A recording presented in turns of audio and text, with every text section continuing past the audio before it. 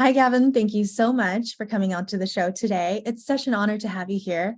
My first question for you is, did you always know that you were going to be an entrepreneur one day? What were you like as a child? The funny thing about this question is, I don't think I ever specifically told myself I want to be an entrepreneur. It kind of just happened because I wasn't that great at school. So, since I always did very bad in school, I didn't have many options and job choices once I graduated. So, because of that, I was making 35,000 a year as in my first job. I realized I needed to make more money. So, because of that, I found ways to make more money through side hustles. And because I'm already working a full-time job, I didn't really have the time to do a second job. So I had to do something that was more passive, which at that time, e-commerce was very popular. So my goal at first was just to make $10 a day, and finding a couple items to sell from China, I was able to do that. So, when you launched your e-commerce store on the first day, how much money did you make? The funny thing is when you first launch a product and you ship it over to Canada, it actually takes quite a bit of time for it to arrive. So it actually takes, I would say, almost 45 days for the item to arrive. So by the time I made my first sale, it probably was 2 to 3 months in. So it is quite demoralizing at first because it does take a long time for it to show results. But it was definitely worth it because it's something you just do on the side. So, as a child, were you aware of all the careers and professions that were available in the world? How did you envision yourself growing up? Yeah, so I actually want to be an accountant when I was a student. And the reason why is because my aunt is also an accountant. But because I wasn't that great at school, once I graduated university, I wasn't able to get into any great accounting firms. And because of that, I realized like, oh crap, I'm gonna have to find a way to do it another way. And then at that time, I actually graduated with an econ degree. So I wasn't actually able to go into the big four because they require accounting degrees. So I was going through a school called DAP, which required another 2 years of school for me to get my diploma in accounting. And then I did the math and I realized by the time I get into Big Four and by the time I make an income that I believe was okay, I might be almost 30. So at that time, I realized that's not an option for me.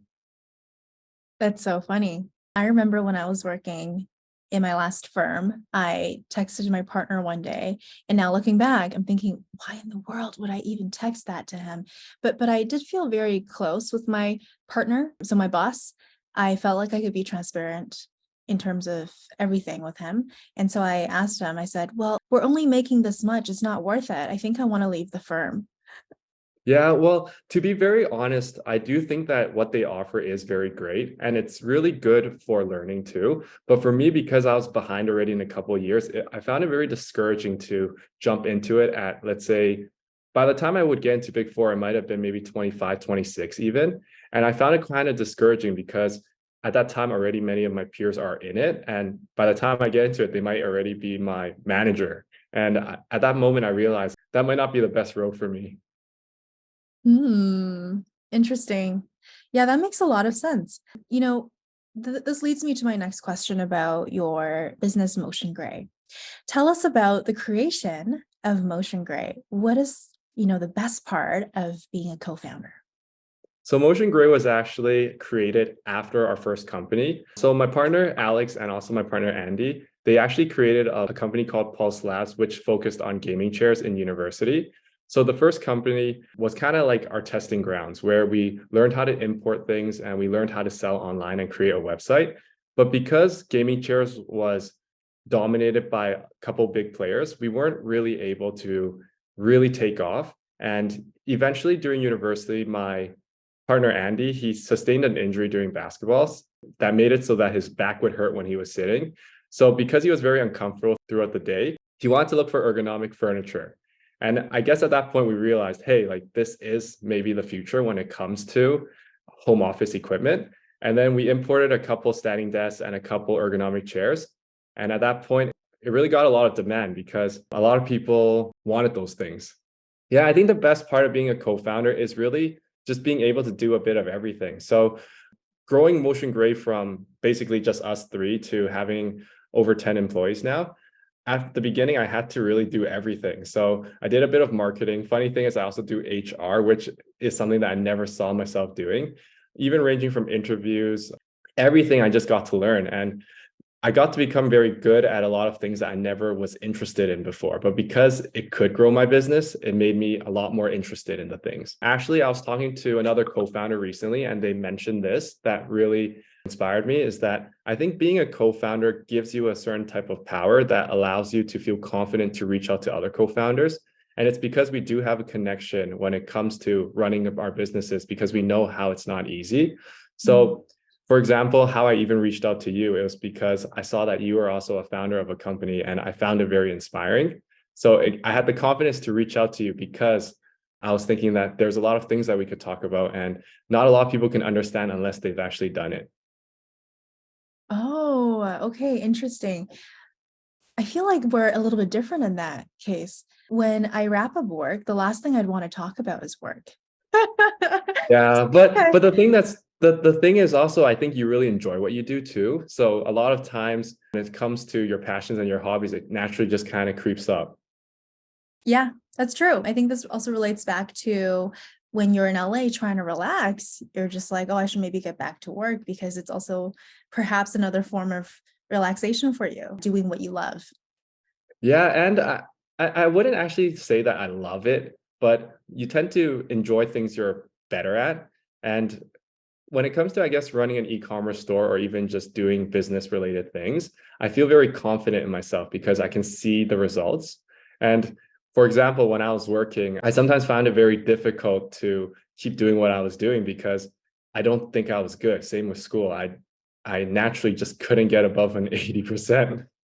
You know what? My math mark when I graduated high school, so I was an IB and I was out of 7, I got a 2. And after that, it traumatized me so much that when I was in university, I was like, I am never taking a math course again.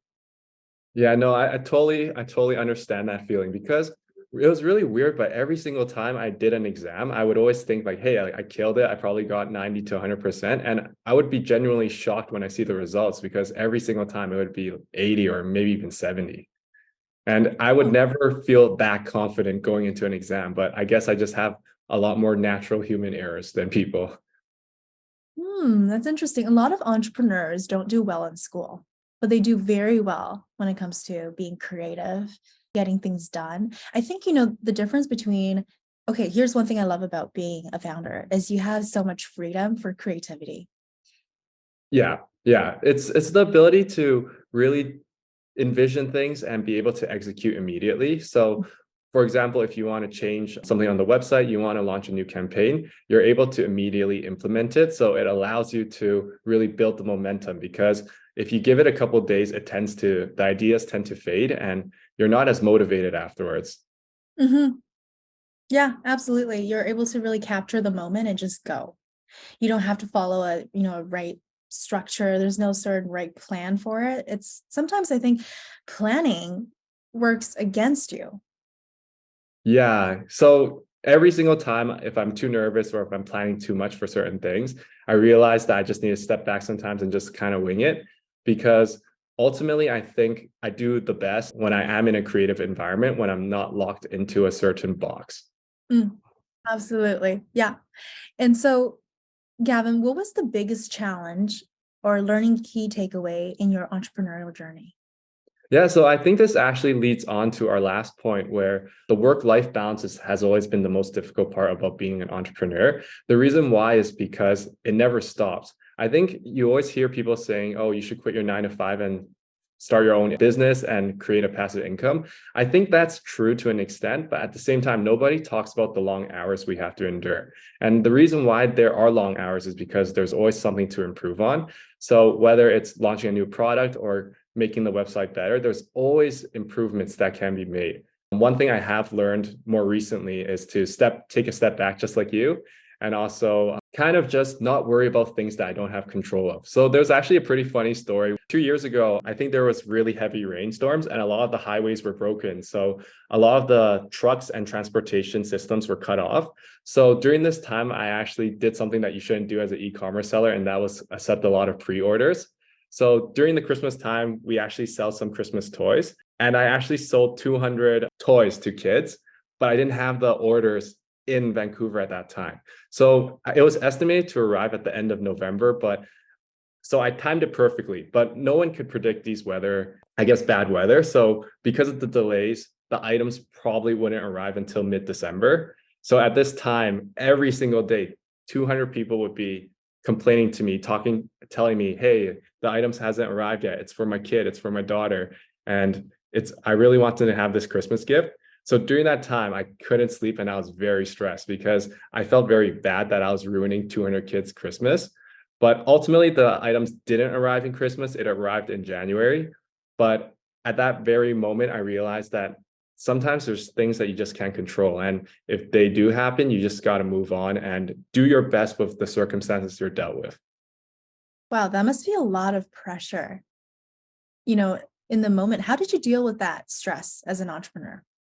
So I actually didn't deal with it very well at first. I couldn't sleep well for a couple days because every single day I would wake up to angry emails.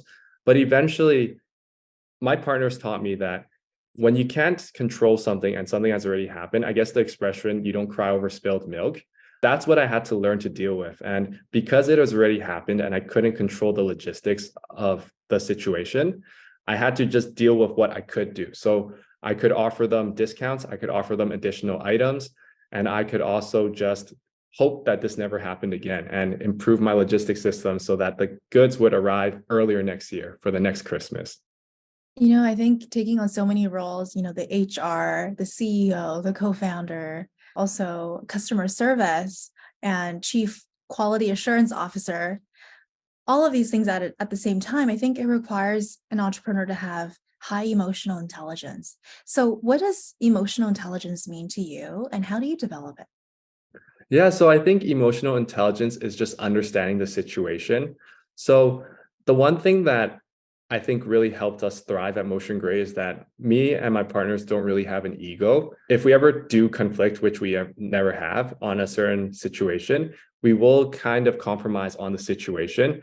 So at the end of the day, we do respect each other enough to understand that everyone's very intelligent. So if you feel a certain way towards a certain situation, we will let you do it, even if we disagree on it. The reason why is because if, let's say, a decision is wrong, we can handle the consequences quite fast compared to going back and forth on how we should do the situation to begin with. So I would say to improve EQ, it's just interacting with in understanding why someone wants something is very important. And at the end of the day, we all have the same goal, which is to do well together. And once we understand that, I think it's very easy to navigate. What about you? What do you think about that question? The reason why I asked that question is because you were talking about angry customers. And I think EQ applies to our professional life and also our personal life in general. And so I was thinking about actually getting a part-time job just for the fun learning purposes at a five-star hotel. Or, if I could, maybe like being a flight attendant in Asia. In Okay, Asia. what was this? When did you want to do these jobs? Well, this just came up recently, or even being a waitress. Oh, yeah. Dealing with angry customers is fun because if you haven't read the book, How to Make Friends and Influence People, I think that book's amazing. Sometimes when I deal with angry situations, I almost treat it as an experiment, thinking of, oh, how could I make this person happy with using the techniques I learned in that book? So, for example, acknowledging their problems, understanding what they really want, and then fulfilling it. Because at the end of the day, nobody wants to waste time back and forth arguing and nobody wins in an argument. So if you ever have time, read that book. It's amazing. It's saved me in my career so many times. I definitely am going to get that book because yesterday my friend also told me to read it. It's just coming up, like everyone's talking about it. Yeah, I think I read that book over 5 times now. And every single time you realize something different, that book has actually helped me close many deals in the past. And I would say that it's the only book you need to read if you want to learn how to do well in business or even in the corporations. I think that there's a lot of great stuff in there. Ooh, talking about corporations. I see that you've worked at HSBC and an accounting firm before transitioning to become an entrepreneur. Now, looking back, how do you think those two experiences play a role in building who you've become today? Yeah, so I was very fortunate to work both those jobs, and they actually taught me a lot to make me become who I was. So, working at the bank, you would see a lot of individuals with a lot of money. And I think that the saying of you need to see it to realize it's possible is very true in this situation. So when you see a lot of individuals with, let's say, millions of dollars in the bank, it makes you realize that, hey, having $1 million in the bank is quite common, more common than you think. And at the same time, it's very achievable. Working at an accounting firm allowed me to see a lot of clients. And then working with the clients, they all had businesses with millions of revenue, made me realize, hey, like, there's not much difference between me and them. I could maybe one day start a company too that has millions of revenue. And I guess working those jobs inspired me to realize, like, hey, a lot of things they do, I could do too. When I worked at the bank, yes, you would see like a very large fluctuation in, I guess, bank accounts. And you would see, I guess, the very generic types of people. So for example, students, you would see business owners, you would see, I guess, housewives, and even retired individuals. There is a stereotype when it comes to, let's say, a student not having as much money and a business owner having a bit more money. So when you kind of start seeing more individuals, you realize this person has a lot of money in his bank. How did he do it? Was it through a business? Was it through a job? And it makes you start thinking like, hey, if there's a lot of people that can do these things, I could do it too. So the number one thing that I really like to do when I was younger is always ask people for advice. And I would always ask the generic question, what would you tell yourself if you were younger? Or what would you tell me as an employee right now that's only 20 something years old? What kind of advice would you give me for success? And I always loved asking them more for their knowledge, because at the end of the day, you can always see bank accounts with large numbers. It's the people that create these businesses that have the information. So being able to interact with them was always my favorite part of the job. Wow, that is incredible. That's so cool. So you often ask successful people about, tips and advice. How can you be successful? So now my question for you, Gavin, is what are some essential skills that you think everyone should possess to thrive in their dream career, whether that be a job or a business?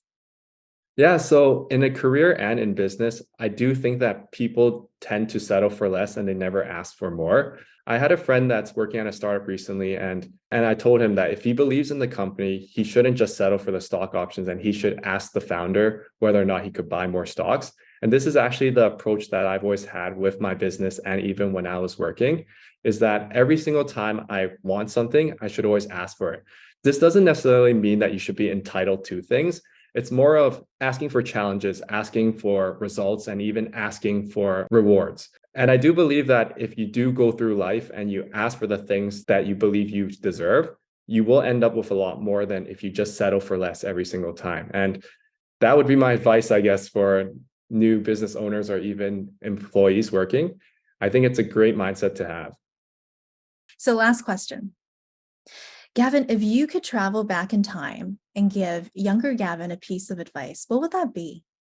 The advice I would give myself, and I guess even everyone that's watching, is to really start and not really think about the consequences. The reason why is when I was young, I would always watch these feel-good videos to make myself feel like I'm accomplishing something, but at the end of the day, I didn't really do anything. It kind of sucks, but when you're younger, you have more opportunities and you have the ability to make more mistakes. So if I was younger and I could give advice to myself, it would be just get started, because getting started is the hardest part of any journey. There's a lot of information that overwhelms you. And if you can just get started, you can learn and create a better skill set towards that career. And I think that it would really jumpstart you. I love that advice. Thank you so much, Gavin, for coming on to the show today. It's such an honor to have you here. Yeah, no, it's my pleasure. And thank you so much for having me.